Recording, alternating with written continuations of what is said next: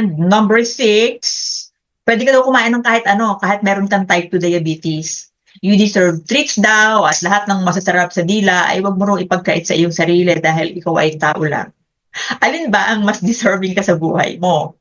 Yung buo ang daliri mo sa paa, may binti ka pa, may kita ka pa, nakakaihi ka ng normal, nakakakita ka at hindi bulag, wala kang sakit sa puso, lahat ng body parts mo ay nagana ng maayos, o kumain lang ng gusto mong kainin kahit ito ang malinaw na nagpapalala ng sakit mo. At dahil maling pagkain ang sanhi ng sakit, hindi ba ang solusyon doon ay wastong pagkain? Alam nga namang maling pagkain ang naging sanhi, ang solusyon ay drugs.